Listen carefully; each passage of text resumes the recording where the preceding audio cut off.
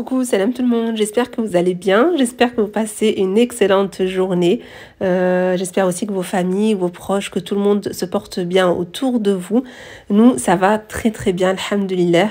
Donc je vous retrouve aujourd'hui dans une nouvelle vidéo, mais juste avant de démarrer celle-ci, je voudrais souhaiter un excellent mois de Ramadan à toute la communauté musulmane. Alors sinon aujourd'hui dans la vidéo du jour, je vais vous partager une petite organisation, des petites choses que je prépare en amont pour les mettre au congélateur. Donc c'est des choses qui vont me permettre de gagner beaucoup de temps, vraiment beaucoup de temps au quotidien. Donc c'est ce qu'on recherche durant le mois du Ramadan, c'est gagner du temps pour pouvoir justement utiliser ce temps gagné à faire beaucoup d'autres choses plus bénéfique que bien sûr passer du temps en cuisine.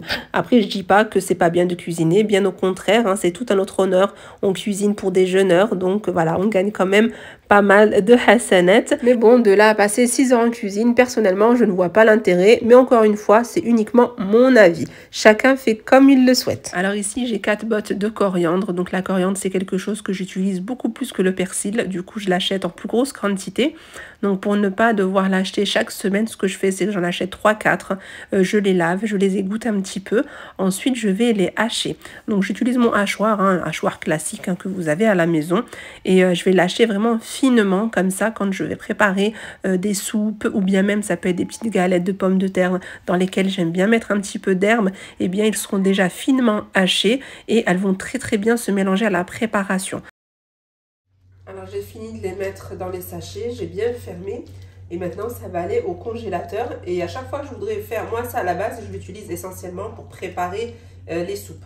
Donc à chaque fois que je voudrais faire une shorba, une harira, peu importe la soupe, je sortirai un sac. Donc la quantité qui se trouve dans le sac, c'est pour faire en fait une marmite de soupe. Voilà, donc au moins j'ai la quantité qui est déjà prête, j'ai pas besoin en fait d'ouvrir le sac et de couper.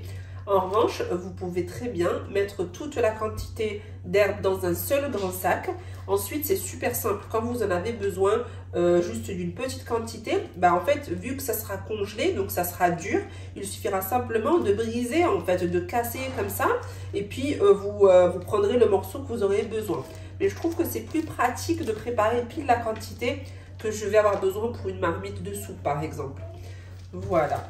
Donc ici, j'en ai pour 5 marmites. Donc ça, franchement, c'est super de faire ça parce que c'est un gain de temps, je trouve. Et ça évite aussi le gaspillage. On a tendance parfois à oublier les herbes au fond du frigo qui finissent par noircir, par s'abîmer et ça termine à la poubelle. Donc pour éviter ça, on procède comme ça. Je trouve que c'est pas mal. Ensuite, autre chose aussi, donc ça moi je le fais tout au long de l'année, ça fait des années que je procède comme ça. Après c'est vrai que depuis que j'ai ma machine sous vide, c'est vrai que voilà, je vais laisser, voilà, j'ai tendance à laisser on va dire les herbes comme ça telles quelles dans les récipients au frigo, mais je continue quand même de congeler. Voilà, je suis restée quand même fidèle à mes habitudes concernant les herbes et du fait que ça soit du coup haché comme ça, en fait si vous voulez pendant le mois du Ramadan c'est encore plus bénéfique je trouve, et bien parce que on a du temps pour faire autre chose. Voilà, le but étant de ne pas rester toute la journée dans la cuisine. Ce mois de Ramadan, voilà, il faut en profiter pour apprendre d'autres choses, pour travailler sa foi, etc., etc. Donc je vous disais que voilà, je faisais comme ça tout au long de l'année.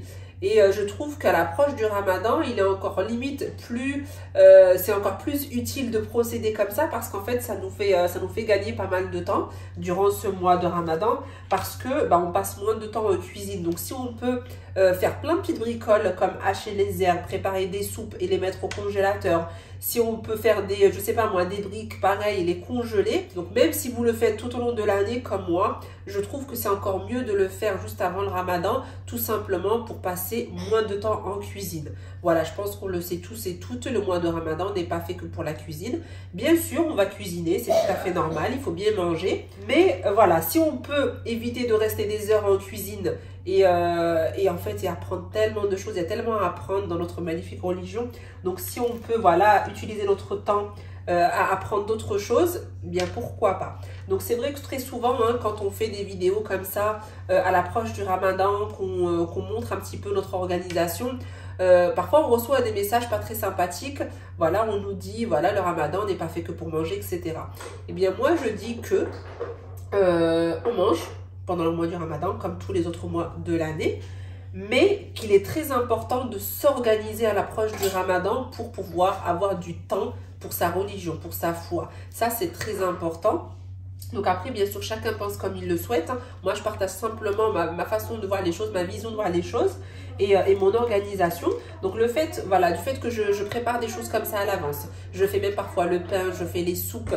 Et je m'y prends par exemple un mois à l'avance. Comme ça, arrivé le mois de Ramadan, eh bien, j'ai du temps pour la lecture, j'ai du temps pour la méditation, j'ai du temps pour apprendre ma religion. J'ai pas mal de temps pour tout ça.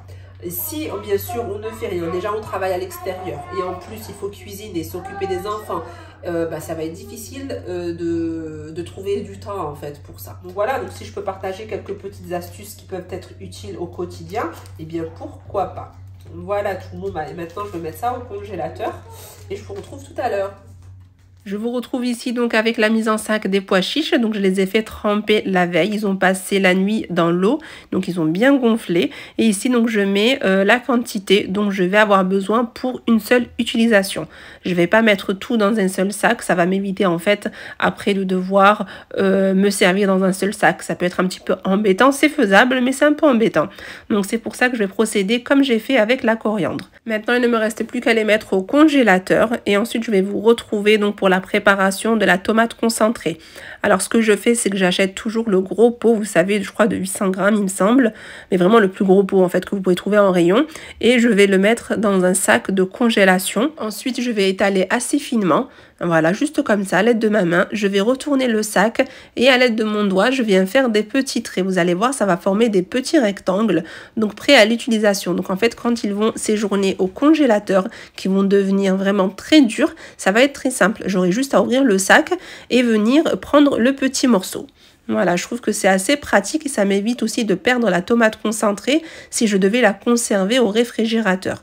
Donc très souvent, quand on achète un petit pot de tomate concentrée et qu'on n'est pas du genre à beaucoup utiliser la tomate pour la préparation de nos repas, eh bien très souvent, elle finit par pourrir au fond du frigo. Et pareil pour la tomate concentrée, ça va être conservé au congélateur. Ensuite, on va passer à la préparation de l'ail. Donc ici, j'avais plusieurs têtes d'ail, donc que je vais éplucher et hacher finement. Donc pareil, ça va me permettre de gagner un temps fou tous les jours durant le mois de Ramadan, mais pas que, comme je vous l'ai dit en début de vidéo, je procède ainsi durant toute l'année. En fait, à chaque fois que je vais acheter de l'ail, je le fais même parfois pour l'oignon, eh bien je vais aussitôt les éplucher, les hacher et les conserver au congélateur, sauf bien sûr quand j'ai pas le temps. Voilà, il peut arriver parfois on est un petit peu débordé, eh bien je vais les laisser dans mon garde-manger et j'en prendrai au fur et à mesure quand j'en aurai besoin. Voilà, donc ensuite comme vous voyez ici, donc ça a été finement haché, je le mets dans des sacs de congélation et voilà, et j'aplatis bien comme pour le reste, comme pour la tomate concentrée, comme pour la coriandre. Ça en fait tout simplement ça va être beaucoup plus facile pour moi pour pouvoir me servir en fait dans ce sac. Alors ici je vous montre une petite partie de mon organisation, je vous montre quelques ingrédients que l'on peut congeler, mais sachez que vous allez pouvoir congeler plein d'autres choses. Ce que vous pouvez faire aussi et ce que je fais et que j'aime beaucoup, c'est prendre un sac de congélation dans lequel vous mettez des petits morceaux de viande, vous mettez une poignée de pois chiches, vous mettez de la coriandre, de l'oignon haché, des petits morceaux de carottes, vraiment tous les ingrédients pour une halal, pour une soupe par exemple, et vous mettez ça au congélateur. Le jour où vous voudrez en préparer une, vous avez juste à verser le sac dans la cocotte, vous ajoutez l'eau et les épices et le tour est joué. Après cette petite organisation, on va passer à la préparation du dîner. Donc ici on va préparer des mini pastillas. Donc je vais utiliser ici des crevettes, mais sachez que vous allez pouvoir utiliser n'importe quel autre poisson. Pour les ingrédients de cette recette, je vais avoir besoin de feuilles de briques. J'ai un oignon haché, une gousse d'ail hachée, quelques feuilles de persil hachées également, de l'huile pour la cuisson. J'ai ici de la sauce soja, donc à peu près une cuillère à soupe. J'ai besoin également de 70 g de vermicelle, de riz. Donc voilà, pour celle qui ne sait pas à quoi ça ressemble, c'est ceci. Donc moi j'avais déjà ici un paquet que j'avais entamé, mais c'est comme ça. Voilà, vous trouverez ça dans les rayons asiatiques. Donc moi ici je l'ai pris chez Carrefour. Il faudra aussi 300 g de poisson. Donc moi ici j'en ai beaucoup moins car à chaque fois que j'ouvrais le frigo j'en prenais une, mon mari aussi. Au final je me retrouve avec un tout petit bol. Pour les épices, c'est du sel, du poivre noir, du paprika et du cumin que j'ai oublié de mettre sur l'assiette. Alors maintenant, je vais faire bouillir de l'eau que je vais verser ici. Donc ça va venir ramollir toute la vermicelle et on pourra ensuite la couper en petits morceaux pour l'ajouter aux autres ingrédients.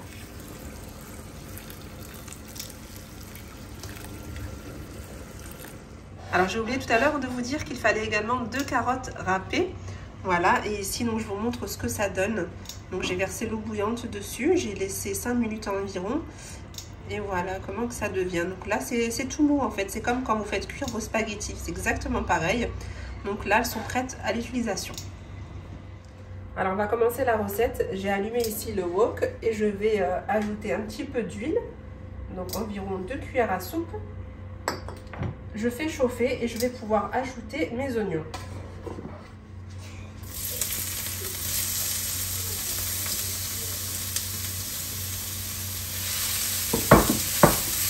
Voilà, on fait revenir un petit peu. Quand elles deviennent translucides, on passera à l'étape suivante. Alors maintenant, je vais pouvoir ajouter l'ail.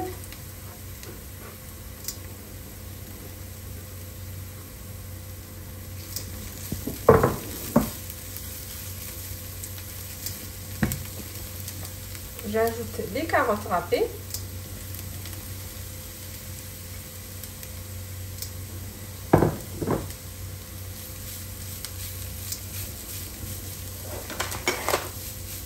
Maintenant, on va mettre les épices. Donc, on a dit du sel, du poivre, du paprika et du cumin.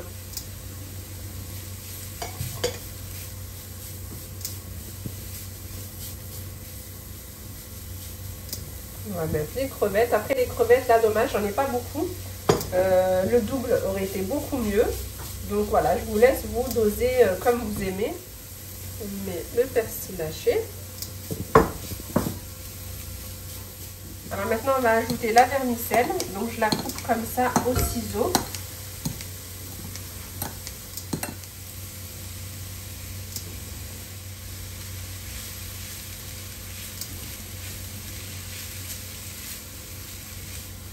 Et on va terminer par la sauce soja.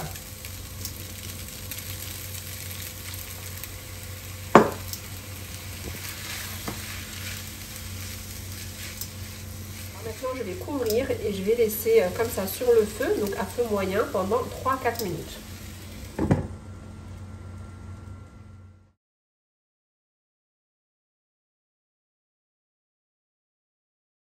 Alors ici, j'ai mon papier de briques, donc la feuille est assez grande par rapport à la dimension que je souhaite avoir.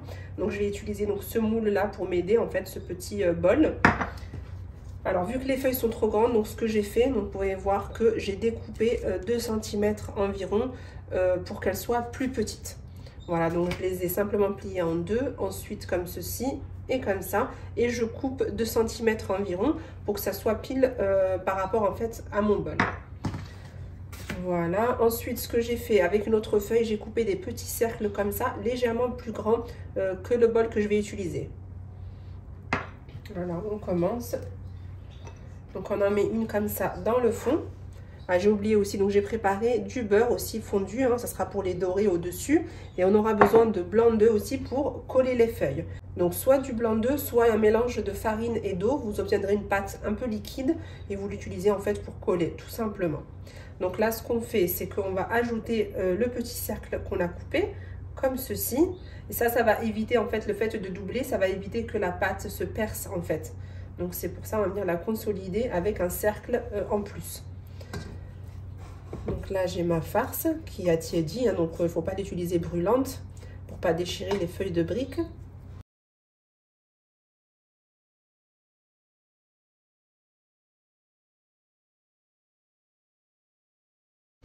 Alors maintenant que c'est bien rempli, on va pouvoir commencer à refermer.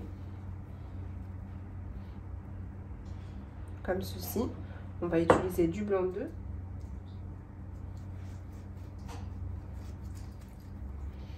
Ensuite, on va venir rabattre de l'autre côté comme ceci.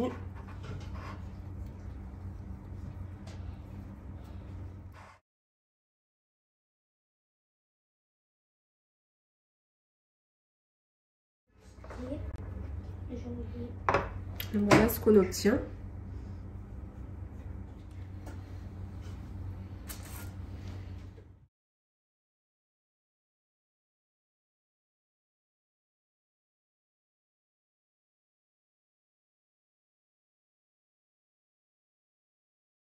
Donc ici, moi, j'ai utilisé un bol d'environ 8 cm de diamètre.